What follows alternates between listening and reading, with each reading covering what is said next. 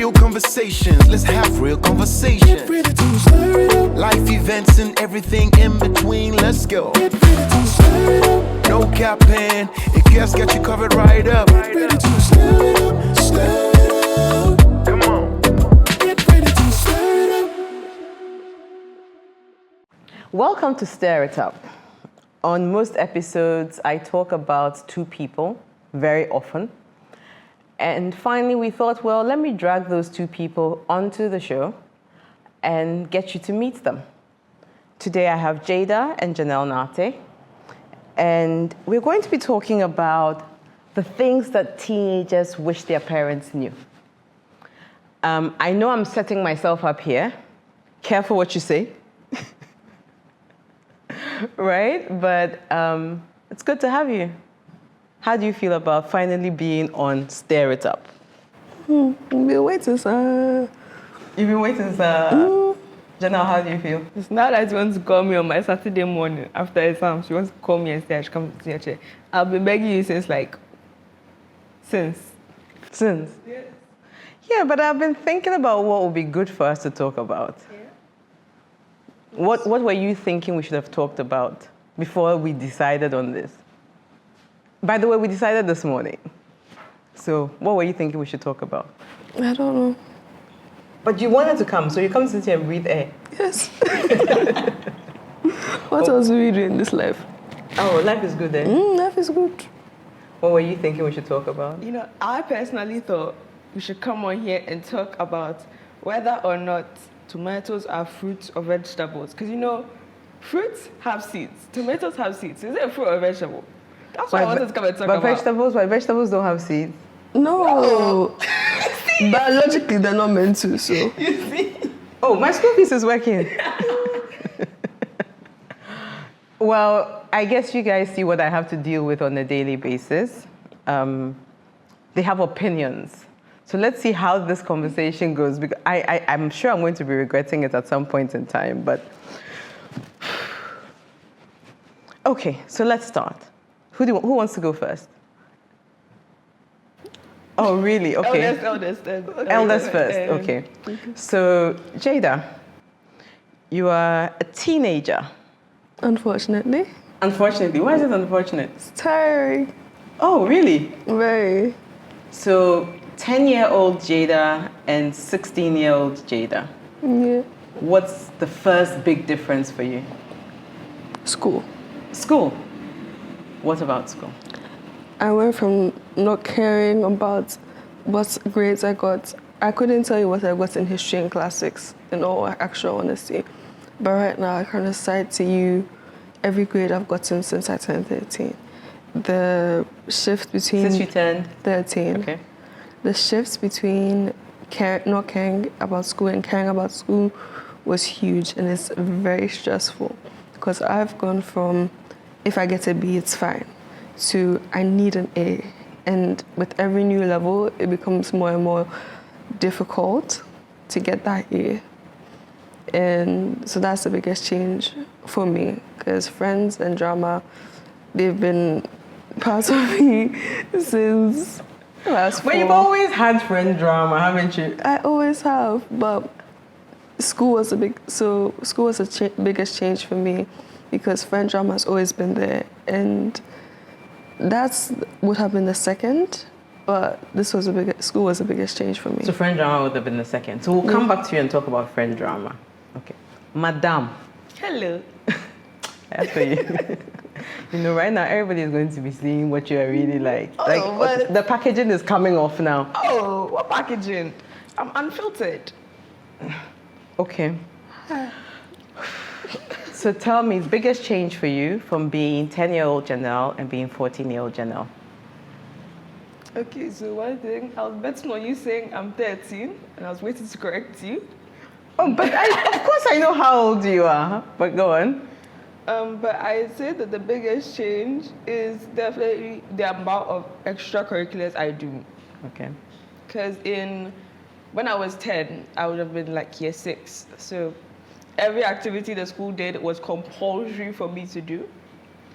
But at the same time, my year 6 year was my COVID year. Okay. So I spent most of my time behind the computer screen. Okay. So coming to upper secondary, Form 4, it has been, wow. Form 1 crap. I was like, ish, it's a lot, isn't it? And then I started realizing, oh, I need to do a lot more things other than get my grades up if I want to go to a good school. So definitely, I think that one of the biggest changes for me was the amount of other things I had to focus on other than academics, like sports, school conferences, other things other than academics, because I was realizing a lot of schools look at nowadays extracurriculars rather than academics. So I just felt like that was a lot to add. So mainly school was like my biggest, and extracurriculars, that was my biggest change. Okay. It's interesting that you say school is your biggest change, because I would have thought something else was your biggest change. But as I hear you, I can see why school is your biggest change, right? Because for you, Jada, I see how much work you do all the time. And for you as well. I mean, the two of you, I don't know how you do it, but looking at you is tiring sometimes, trying to juggle so many things at the same time. Do you think I understand the things you have to juggle? To an extent. And speak freely. This is the only time you're going to get to speak freely. Afterwards, what happened to us? Is our safety guaranteed? Your safety is completely guaranteed. Okay. I feel like you understand how stressful it is, but what is causing us stress, I feel like there's a bit of miscommunication there.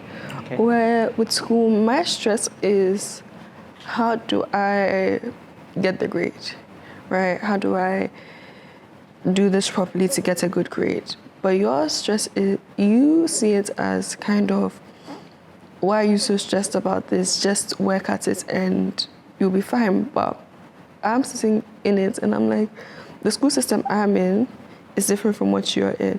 Not even the content we're studying and the career paths that we are, that our studies will allow us to do is very different from what you grew up with. Where the decisions I made 2 years ago are going to impact me for the rest of my life. It was the same with me. I can imagine it was, but I don't know how to explain it. I feel like it would have been more lenient for you. It would have been more lenient for me. Yeah, because You go. Because right now, as I'm sitting here, for the last 3 years now, I've set my entire subject choice around architecture, engineering, all of that. And most of my schools will not take me without certain subjects. And so my choices are fixed for what I want. But for your career path, which was marketing, I believe. Yeah. I could have done anything. Yeah, you could have done, you had a lot more options than I would for my career path, right? Okay. So I feel like it's a combination of how the school system you grew up in and then also the choices I want to make. But I hear you. I do think if I wanted to do design thinking like you do, or architecture or something engineering focused, I would still have had to do the subjects that you do, which is maths and physics. And I know that's grueling on you just based on the fact that, you're right brain or left brain? What are you? Right brain. You're a right brain person. You are the kind of a lot more creative than stuff that you do. So I don't think it's really about the school system. I think it's the path that you want to go on. And the path I decided to go on. I could have done physics and done marketing, and I could have done sociology and also come and done marketing. So I get what you mean. Yeah. Do you think you understood, Janelle? Me? Oh, no. No? Okay, tell me. Because when I call you, I remember this very vividly. When I call you... I'm in trouble now. Yeah, you are. Parental conferences, it was about 2 weeks ago. After the conference, I called you. I said, Mommy, my lowest grade is an... And she sits there and she tells me, Overachiever International. And I'm like, no, that's a really low grade for me. Because for me, my grades are a reflection of who I am. And for the schools I want to go to, I need a balance of academics and extracurriculars, like I mentioned. And so if my extracurriculars are great, but my grades are slipping, then it shows that I'm not focusing. So the fact that my grades had slipped a bit, even though it wasn't a significant slip, and it's to be expected from me moving from lower secondary to upper secondary, I just felt like, oh, it's not good. And I didn't feel like you understood that completely, because you felt that I was being an overachiever. Like, Felt? I'm not. Guys, Okay, finish. listen, like. So, I feel like you just didn't understand that part. But at the same time, I do think I was a bit overachieving. Oh, is that some introspection there? Is there a bit of introspection? No, I'll never admit to that, but yes. Okay. So, I think if you remember a couple of weeks ago, an auntie of yours who I will not mention, and I think I told you when I said I was telling her about how you guys are, for you especially, right? Well, not even just you, both of you are up all night. Like she's up all night, you're waking up at 5 trying to do work and all of that, right? And I said, it's tiring and I feel like they're gonna crash because they're tired all the time. And she said, it's like watching you, which was me. Because she says, but that's how you are, you're like an Energizer bunny. Do you think that I put pressure on you? Not at all. Is there sarcasm there? No, I'm not being sarcastic. Like, you've been really supportive with how sideways A-levels are going for me right now. Okay. And I really appreciate it because I know a lot of my friends' parents would lose their absolute minds because if I brought home the grades and the stress I'm bringing home. And you're understanding with it. You're like, these have always been tough subjects for you, but you know you need to do them. And I'm proud of you for pushing through them. And so, because I know how hard it is for you and how hard it is on you, whatever you bring home, I'll take it. So long as you're putting in effort, I'm proud of you. That's how you are with. Hey, you know, every day I should put people on camera and have these conversations with you. Because it's a completely different, it actually feels different. So you hear me when I say that? Oh, I hear you. I just pretend like I don't because I'm proud. But yeah, it's the teenager in me. It's the teenager in you. It's the teenager in me. So we've talked a bit about how academics are quite a huge pressure center for you. And that's probably because you care. Let's talk a little bit about friends and friendship groups. Because she started saying that the second pressure point for her is friendships, right? And I'll start with you. Oh. Are friends a pressure center for you? Is it something you want your parents to understand that you're struggling with friendships or they're going great? How does that work out for you? Somewhat. So I feel like in this day and age, friendships might be a lot different than when you were a kid. Okay. Because now, with the school I go to especially, friendships are centered around who is your father, who is your mother? Do our parents know each other? Most of the big friend groups in my school are because their parents are interconnected. Their parents know each other, went to school together. Even you know quite a few of my friends' parents. And I feel that, you do understand it a bit, but in school, things are different than if I was to make a friend outside of school. Because when you're in school, you have to focus on academics. You're there for a reason. And you have to pick friends that are a good influence on you. Okay. Friends that necessarily will help you. So yeah, that's one of the things for me. Because picking my friends, I have to pick friends that are good influences on me. Outside of school, I don't really make friends outside of school. Because I don't have time outside of school. But my friends in school, most of them, you've met most of them actually, and you've told me you like about every one of them. except one. But we've gotten past that. We've gotten past that. I don't usually have friendship drama. I have been told I have a temper. You have a what? A temper. Okay. Really? Really? Big surprise. I know, right? It came as a total revelation to me, guys. Clearly. Like, I was so shocked. But actually hearing it made me realize, oh, I do have a bit of a temper. Ish. Maybe I need to tone it down a bit. So I talked to my friends about it, and they told me, Janelle, relax. In those exact words. It's not that deep. Like, so I ended up just not getting bothered by it that much, by the little things they did that annoyed me. And I feel like you helped me a lot with that as well, because you've been telling me for the longest time, I'm too sensitive. I can't take a joke. I can. But you're always making jokes at everybody else. I know. I make jokes at everyone's expense. Everyone's. I can't take one. So that's something you've been helping me with. And my friends too have pointed it out that it's a problem. So I'm actively trying to work on that. And I think it's going well because I haven't had a single fight with my friends so far. And thankfully, since the end of summer, I think, you haven't told me that I'm too sensitive or I need to take a joke. That's not bad. Yeah, I'm improving. Me, I'll still say it too. Oh my gosh. So the two of you, we're not even getting into the two of you. Oh, darling. Like, we're such sweethearts. I love it. Please, don't be deceived. That was just a fake moment. These people are like cats. Oh. Are you not? Don't cats love each other? Exactly.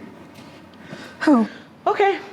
Right. I'm so happy that you guys are able to put on this show to pretend like should people we make actually this show? people get along. Why do you feel like it's a show? But you don't get along. Really? Who said? Like, Do we live in the same house?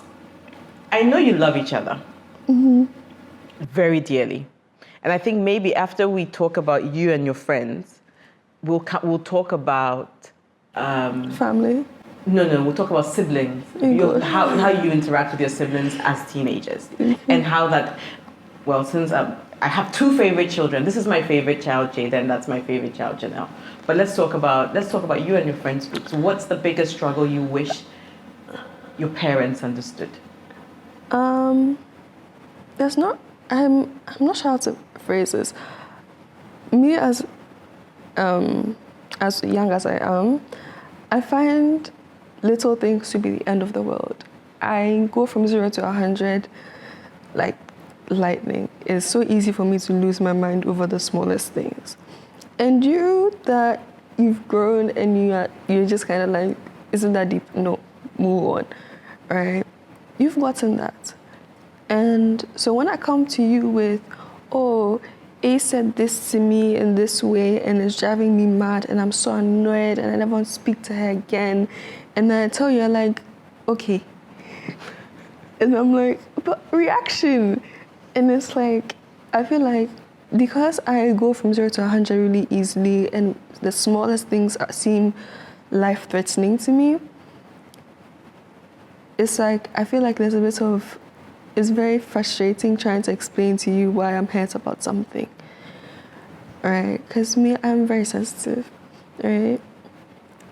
And I'd like to think I'm a sensitive person to other people. I'd like to think... Yes, you are, actually. Let's keep this rolling. No, you can be sensitive when you want to be. Yeah. And so there are certain things people will do, and I'm just like, I wouldn't do this to you. Why would you do this to me? That's not fair. And But what have you learned from that? it's not always going to be an equal relationship or an equal friendship. Yeah. And nothing is ever going to be perfect. And I'm learning that slowly but surely. But the whole thing of, I have a problem, you don't understand the problem, so you can't help me with it, is a bit frustrating. It's a bit of a nightmare to deal with, especially when I was younger, because everything has just changed. All of a sudden, school's important. All of a sudden, friends are so important. And then there's 100 things, like activities like Janelle mentioned, that I have to do in between, right? I still have to add 100 steps to my self-care because bodily changes as a girl. And all these things are The deep fried lip gloss. what's it called? Parental. Parental. There's 100 things that I have to do now, and no one has the exact situation that I do. So there's no rule guide. There's no structure on how I'm supposed to do this friends thing. There's no structure to anything, right? Because I've gone from everything being the same. If I'm struggling with something, we're all struggling with something. My friends, I mean. And now everything has changed, and I don't know how to deal with it.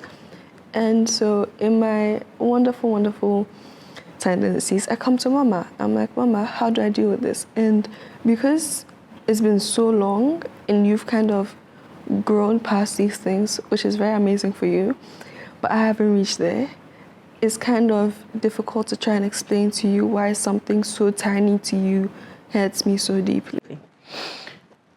So let's talk a bit about your friendships and one of the lessons as a teenager you've learned about friendship. Because you've done this whole overhaul over the last 2 years. You've done a few overhauls, right? Since class 6. Yes, you've done that. What are the biggest lessons you've learned? Friends are not perfect. They are far from it. And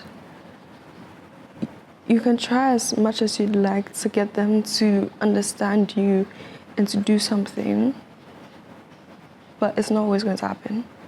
It's not? It's not going to happen. It's not always going to happen. Okay. Because people have their tendencies. People are the way they are. And unfortunately, you'll need to find someone who really loves you as a friend, who's really going to be there for you, who genuinely really cares about you, who's going to sit down and say, okay, this thing that I'm doing, even though it is my habit and that's how I am, it's hurting my friend. Let me fix it. And it takes a lot to find someone like that. I'm lucky enough to have found one person who's like that half and half. And she still gets on my last nerve sometimes. And you weren't talking to her for 2 weeks? No. And now you're talking again? Yeah. Because people aren't perfect and people are going to do things. But at the same time, just because you know someone's like is a certain way and you don't like it, just because you know that's how they are, that doesn't mean that, okay, I have to take it, because you don't have to accept it. You need to decide what you want to accept. Exactly, because I also had a set of friends who were really cool friends, but wouldn't look for me. They would not think about me, nothing. And for me, that I like contact. I like being remembered, right? I like someone to wake up. Yes, princess, soft life, we love it. Someone to get up and say, "Oh, Jada, how is she?" Right? So for me, that I really like that. And for it to never happen with people who I've sacrificed and worked at and helped through quite a bit, as you know. And for that to never happen, I was just kind of like, you guys are really cool friends and you keep me grounded and you make life a little easier when it comes to schoolwork and all of that. But you don't treat me well outside of it. And if there's a problem, I would like to know so we can fix it. But just because I do something negative doesn't mean that you get to treat me horribly because of it. And so you kind of have to accept that some people have their traits and you can't change them. But you also have to accept that, you also have to know that there are certain things that you cannot just accept from everybody. So it's almost like the conversation of boundaries and the conversation of you don't have to take something if you don't want it, right? Okay, interesting. Sibling rivalry. Rivalry? There's no rivalry. There's no rivalry. What is there? Discourse. Discourse. Is that what you call it? Bullying. Bullying, that's what you call it. That's a bit of a stretch. That's a stretch. That's a bit of a stretch. Okay. I do know that you're hugely protective of each other and love each other. And I'll tell you how I see that, right? So 2 weeks ago, I was away, and Jada called me and says, "Janelle's crying, Mom, you need to call Janelle now." I'm sure you were surprised I called you at the exact time that I called you, and she was freaking out. And she called me like 3 times and says, "Janelle's crying, Mom, you need to call her, you need to call her." And I called you and we spoke, right? But what's interesting is the level of care she has towards you. And vice versa, right? If something was bothering Jada, not everything, but sometimes you say, Mommy, check this out. But then, aside when either one of you is struggling or either one of you needs help with something, you guys are constantly bickering. And I never had siblings close in age. So I've never experienced bickering with your sibling. So I've never understood what it is. So maybe you can start and tell me, why do you guys bicker so much? It's a love language. You are waiting for me to say, you're waiting to say. How is it a love language? It's a love language. It's because her shouting at me and me shouting back at her chasing me around the living room like cats and dogs, that's how I know she's still there. If she was in her room and ignoring me, I'm like, why is she there? Alpha, I'm here. She's not paying attention to me. No, because when she's there... So I should stop stressing about it. You know I pray about it. Yeah, you should. Keep praying about it. Maybe one day we'll find a different way to express our love. But for now, her chasing me around the living room is how I know that, this girl loves me. See someone. And when I get mad at her, and when she's bullying me, and when she's shouting at me and treating me like I'm the dirt under her shoe. Not even that, I'm the gum on the side of the road. Hey, I know. dramatics. Yeah. Wooden, stone hearts. No flesh or no blood, just wood and stone. Maybe some carpentry in there too. She loves me. A twisted kind of love, but love. What do you think? It is a love language, to be very honest, because I don't know how to explain. You know, when you're not close to someone and they do something that annoys you, you can't, like, say me and you are strangers and I step on your shoe. You don't like that I stepped on your shoe. But it doesn't bother me. No, and it bothers you because it's a white shoe. Okay, right? it bothers me, but I move past it quite quickly. Yeah, because it's like, this is not a relationship it's worth fighting for. It's not something I'm going to force for, so let it go and let the person go, right? But when you care about someone and they do something to annoy you, everything they do that messes up, you have to tell them because you don't want to actually be mad. You don't want to, for lack of a better term, hate them. Because it's like, it takes a level of comfort for you and energy for you to communicate when you're upset, right? If I'm communicating when I'm upset, I care about it. There's no two ways about it. Ah. Right? Okay. So So the lesson I'm learning here is the fact that you guys bicker and you communicate when you're upset with each other is because you care about each other. If I genuinely am tired of her, I won't tell her anything. Yes. Okay. All right. That is a revelation. Right now, Apostle is not going to be praying about your bickering. Really? Huh? Really? Oh, you think I can't stop praying about it then? You will never stop. You won't. It's an addiction. Right? Hey, sir. It's an addiction. Mommy, the way you like, the way you lose your mind when I change Janelle and I'm come to hold her by her little neck, you can't stop. Okay. It's the way you lose your mind when I told you I had to lose my number. Don't call me again. And she's out in an Uber by herself. And then I delete her number too because me so I'm vexed. It's the same way I went to the house. So as parents, so the cutoff is crazy. okay. Mm-hmm. At home, let's talk about home. What are the things that you wish parents were not involved in? Didn't poke their noses into, didn't stress you out about?